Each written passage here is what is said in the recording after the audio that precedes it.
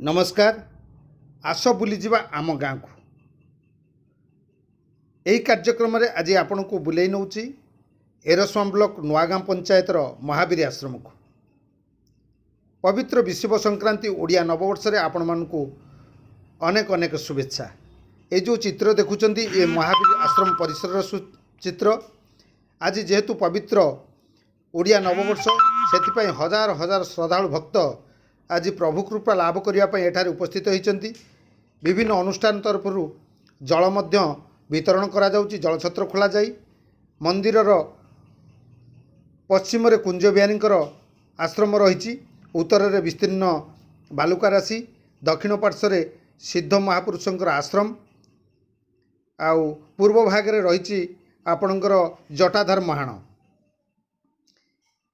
हजार हजार श्रद्धालु भक्त यही पवित्र तिथि आसती प्रभु कृपा लाभ करी ए वर्षटी किपरि सुख समृद्धिर वर्ष हेबो, निरामयर वर्ष हेबो सेथिपाई कामना करी जाती। आपण जो ये परिवेश देखुंत ये हूँ महावीर आश्रमर पछपट परिवेश।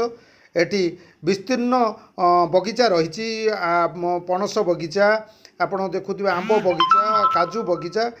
ये जो सुंदर परिवेश गोटे भक्त आसिले ताकू भूलिकी जापरे एमती एक अभूला स्मृति भाया ये रही जाए। से हजार हजार श्रद्धालु भक्त एटी प्रत्येक पर्वपर्वाणी रुंड होतिबार नजीर अच्छी। आपण ये जो पोखरी देखुं ये पोखरी हूँ एमती एक पोखरी यार विचित्रता रही। ये कौन जर बाधका हेले छोट पिलामानकु जदि एटी गाधे दि जाए ताहले ता जर बाधका छाड़ीजार जनश्रुति रही। यह बहु परीक्षित। आपण ये जो परिवेश देखुंत ये हूँ आनंद बजार परिवेश। आनंद बजार पूर्वर ये परिवेश यहीपरी शांत भाव रही है। आपड़ देखुं ये जो चित्र महावीर आश्रम बाबा जो राजू बाबांकर दर्शक माने भिक्षा करुँच। ये अन्न प्रसाद प्रस्तुत सरी बर्तमान डालमा प्रसाद जो परियापत्र कटाकटी चली। आपड़ ये जो देखुं यार जो अन्न प्रसाद ये प्रस्तुत हो डालमा प्रसाद प्रस्तुत होती गोटे विचित्रता रही। जेकोसी भक्त आसो ये खाली पेटर ये फेरेनी जमी प्रसाद ताकू मिल किंतु बिना पैसा रे कहाठारू पैसा नि जाएनी।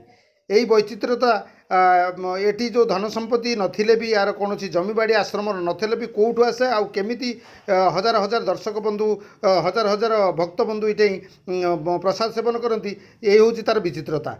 आपण को आउ गोटा कथा कहबी, आपण देखुथिबे विभिन्न अनुष्ठान तरफरु ए जो ग्रीष्म प्रवाह को लक्ष्य करी भक्त मानू जलछत्र खोला जाई दही पानी दिया जाउची। विभिन्न प्रकार सेवारे सामिल होइचंती।